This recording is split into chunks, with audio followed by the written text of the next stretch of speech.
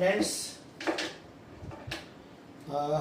Lecture number 3 में हमने illustration number 7 chapter number 4 reconstruction of partnership में देखा था। आज हम इलस्ट्रेशन नंबर 8 देखेंगे।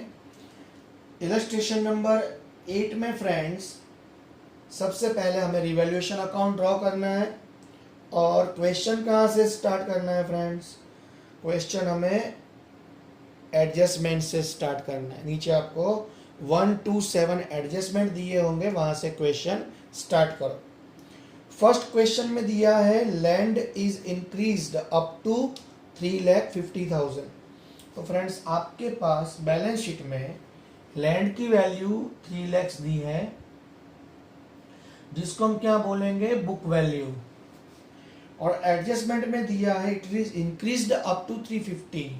It is increased up to 350। Friends up to word आएगा तो वो समझ लेना वो मार्केट वैल्यू है।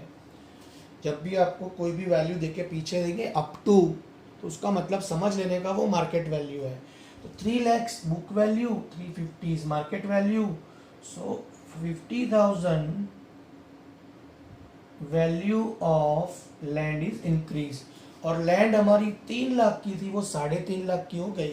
तो हमारा ये बेनिफिट है। तो यहाँ पे हम क्रेडिट साइड पे 50,000 लिखेंगे लैंड अकाउंट। एडजस्टमेंट नंबर 1, उसमें बिल्डिंग के बारे में भी दिया है आपको। बिल्डिंग की बुक वैल्यू आपको 480 दी है। 480 book value of building. Adjustment में दिया है building value is increased by 70,000। तो इसके अंदर हम 70,000 इंक्रीज कर देंगे। आपको जो कितना इंक्रीज करना है वो वैल्यू एडजस्टमेंट में दी है। इसको ऐड करने से 550 मिलेगा। It is our market value. तो फ्रेंड्स हमारा रूल है, हम बुक वैल्यू भी यहाँ पे नहीं रिकॉर्ड करते, ना ही हम मार्केट वैल्यू रिकॉर्ड करते हैं। जो इंक्रीज हुआ वो रिकॉर्ड करेंगे। तो यहाँ बिल्डिंग की वैल्यू 70,000 इंक्रीज होती है, वो हमारे बिजनेस के लिए बेनिफिट है। तो क्रेडिट साइड पे लिखेंगे बिल्डिंग अकाउंट। एडजस्टमेंट नंबर 2 में मशीनरी के बारे में दिया है आपको। मशीनरी की बुक वैल्यू कितनी दी थी फ्रेंड्स? 2 लाख। जो बैलेंस शीट में दी है वो बुक वैल्यू। एडजस्टमेंट में दिया है कि machinery value keep up to 150। तो फ्रेंड्स अप टू दिया है वो मार्केट वैल्यू है। इसकी मार्केट वैल्यू कितनी हो गई? 1,50,000। इसका मतलब क्या हुआ? 50,000 डिक्रीज हुई वैल्यू। मशीनरी की वैल्यू डिक्रीज होती है, मतलब हमारी एसेट की प्राइस कम होती है, तो वो हमारे लिए लॉस है। ये 50,000 का लॉस हम यहाँ डेबिट साइड पर रिकॉर्ड करेंगे और लिखेंगे मशीनरी अकाउंट।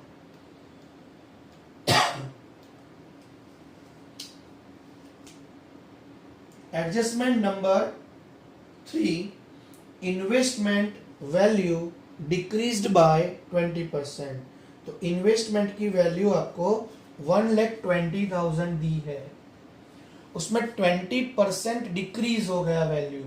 तो 120 की 20% 24,000, उतनी वैल्यू डिक्रीज होगी। पहले थी वो बुक वैल्यू थी, डिक्रीज होने के बाद 96,000 अमाउंट बचेगा, उसको हम क्या नाम देंगे? Market value. In revaluation account book value और market value can not be return, but जो डिक्रीज हुई वैल्यू वो हम रिकॉर्ड करेंगे।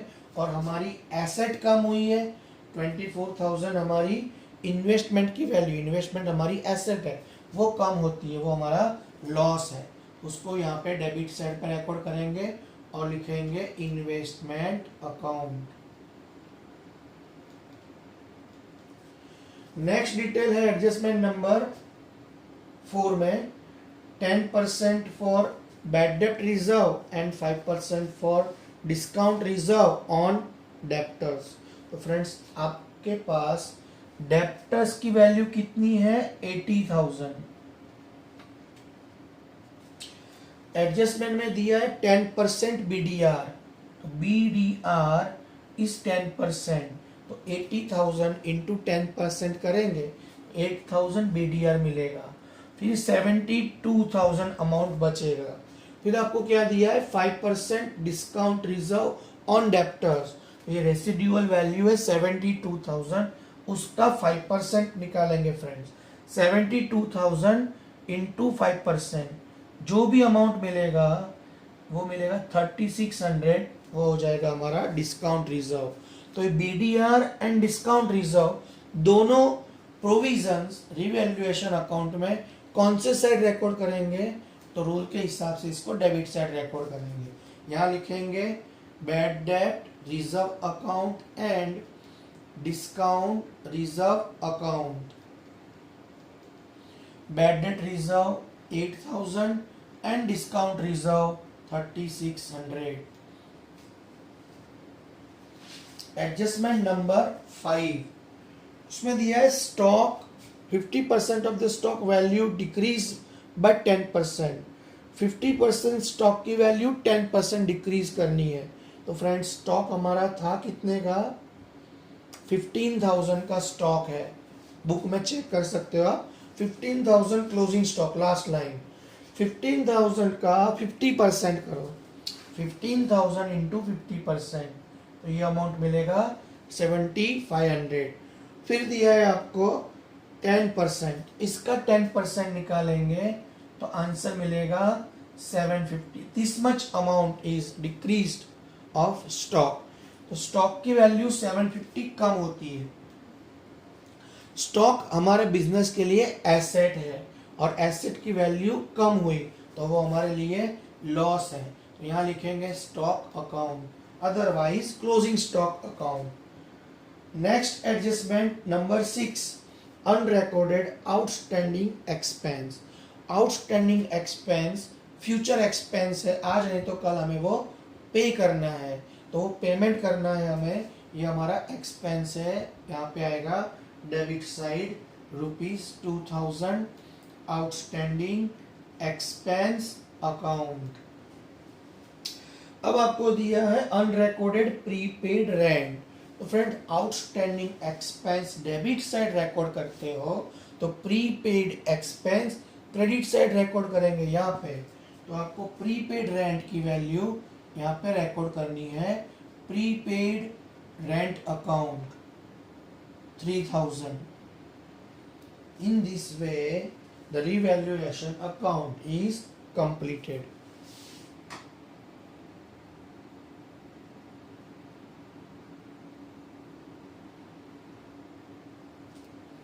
तो फ्रेंड्स रिवैल्यूएशन अकाउंट कंप्लीट हुआ।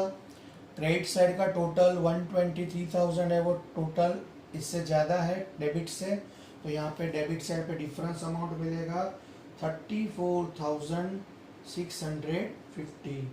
और ये प्रॉफिट आया वो पार्टनर्स में ओल्ड रेशियो में डिवाइड होगा।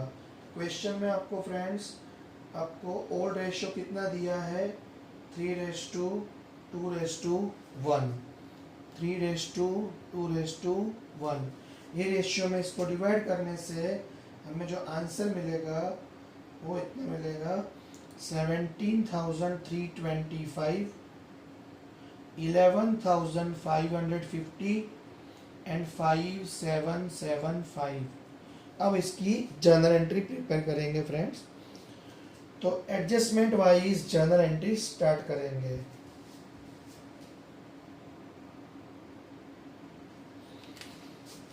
फर्स्ट एडजस्टमेंट था वो लैंड एंड बिल्डिंग के बारे में था, और लैंड बिल्डिंग हमने रिवैल्यूएशन में क्रेडिट साइड पे रिकॉर्ड की है।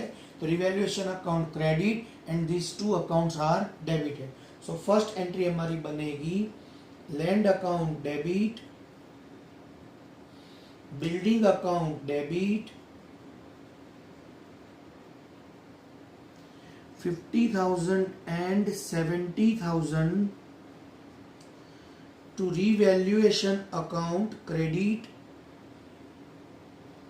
1,20,000।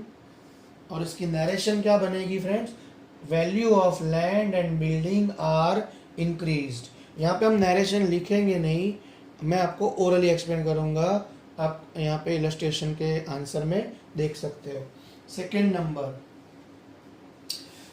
है वो एडजस्टमेंट मशीनरी के बारे में था, वो रिवैल्यूएशन में डेबिट साइड पर है। तो हम क्या लिखेंगे, revaluation account debit to machinery account credit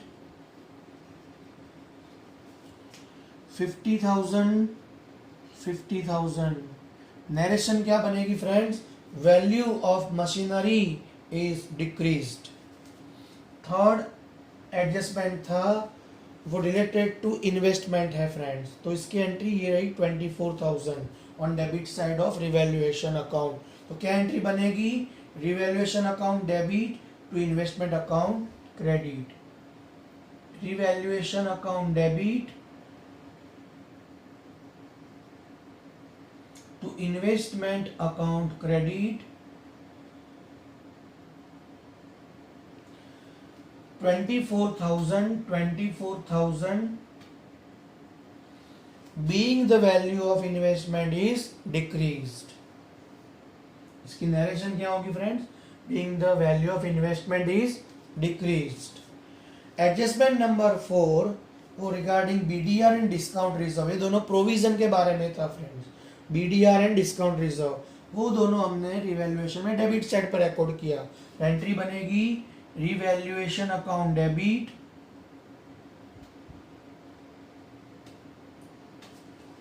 to BDR account and to discount reserve account. BDR 8,000 and 3,600, 11,600। Narration आएगी being the BDR and discount reserve are provided. यहाँ पे नरेशन में क्या लिखा है friends, being the BDR and discount reserve are provided. Number 5th point है वो stock के बारे में है, वो हमने रिवैल्यूएशन में डेबिट लिखा है। तो एंट्री बनेगी revaluation account debit to stock account credit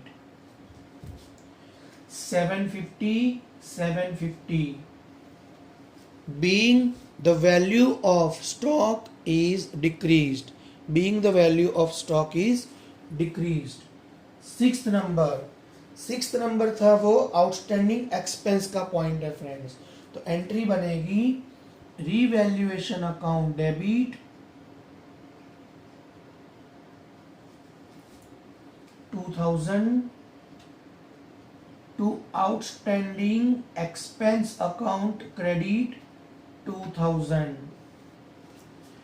being the entry of outstanding expense। क्या लिखना है नरेशन में friends, being the entry of outstanding expense। Number 7 वो है प्रीपेड रेंट के बारे में, तो वो रिवैल्यूएशन में हमने क्रेडिट साइड पर रिकॉर्ड किया है। तो एंट्री बनेगी prepaid rent account debit 3,000 to revaluation account credit 3,000 being the entry of prepaid rent, being the entry of prepaid rent। ये इसकी नरेशन होगी। 8th नंबर, लास्ट में हमने सब कुछ कंप्लीट करने के बाद प्रॉफिट फाइंड किया था 34,650। ये प्रॉफिट हमको रिवैल्यूएशन में कौन सी साइड मिला है, डेबिट साइड। तो एंट्री क्या बनेगी, revaluation account debit 34,650, revaluation account debit 34,650 to Harish account credit, Harish capital account credit.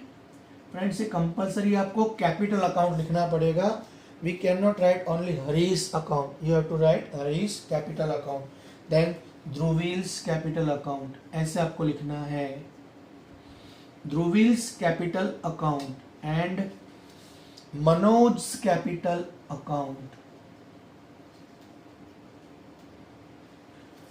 respective amounts 17,325, 11,550 and 5775.